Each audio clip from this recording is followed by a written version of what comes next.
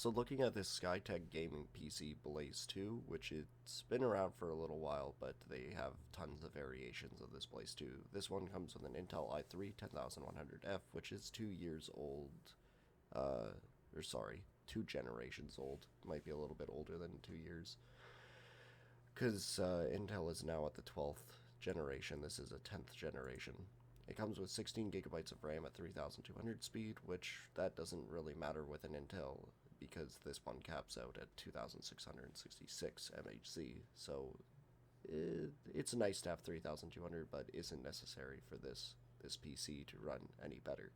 It comes with an NVIDIA GeForce GTX 1650, which is a perfectly good card to get 60 FPS on low settings on more demanding games, and I'll show you an example because I've had a GTX 1650 for quite a while, and it wasn't too bad. It was nowhere near as good as my other graphics card, but for the price point and performance, it wasn't bad whatsoever. It does also use a lot less watts. So above all, this PC is not too bad for the $900 price range for anyone looking for a PC under $1,000 that can actually run games, because I see like GT 710s going for $850, which I'm pretty sure that's what this one is. So this PC can at least run games on 1920 by 1080 and actually be playable. So let's go over the parts before I show anything else. So the Intel i3-10100F, F means it has no iGPU, so it means you need to have the graphics card that's in there to be able to get an image. So if the graphics card ever dies in this thing, you have to get another graphics card or you won't be able to see anything on your screen.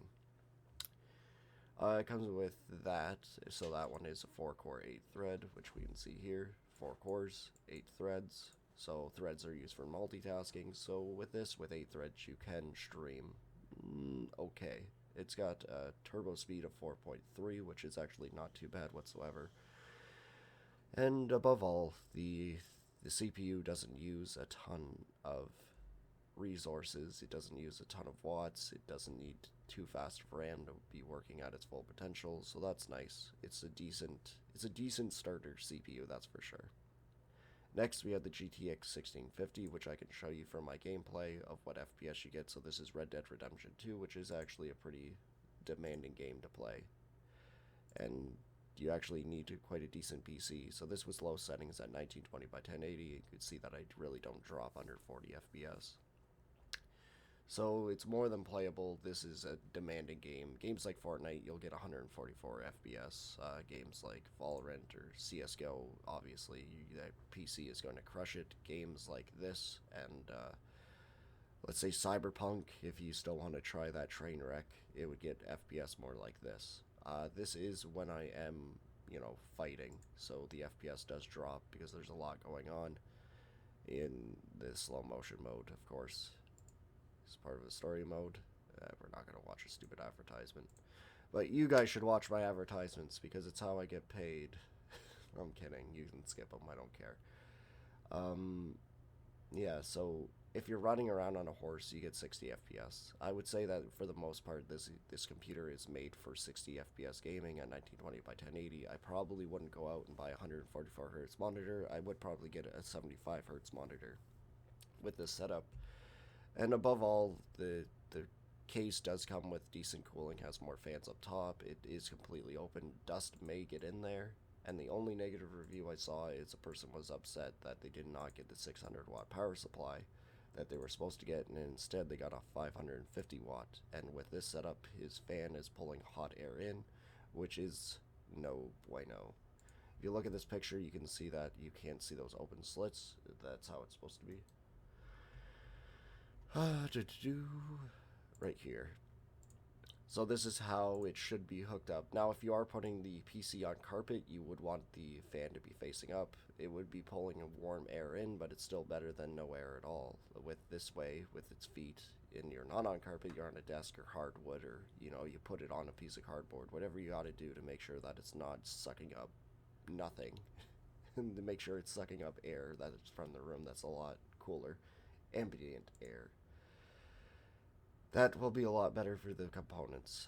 The cooler does not match really these. I know that these aren't the matching fans because I own this cooler and I bought the matching fans. This one does not do, it does change colors. It is the Cooler Master CPU cooler, which isn't much better than the Intel CPU cooler, but it is a lot quieter and probably keeps your temps about 5% less.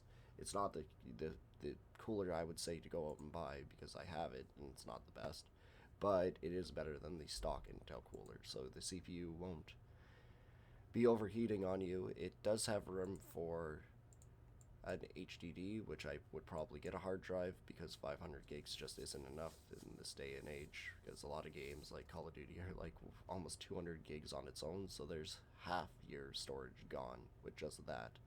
So I would probably get a 2 terabyte hard drive and a SATA cable, and you just throw it there, plug in one of the power cords, and then you plug it in there, and then that's it. So that way you'll have 2.5 terabytes, 500 for your Windows onto the M2 SSD, which is great. You can actually get another M2 SSD by the looks of it up here. So if you do have the money, I would recommend it, but I would probably save the money to get a better graphics card. But for $899, it's not bad whatsoever. I was hoping that there was going to be some sales today, but sadly there's not.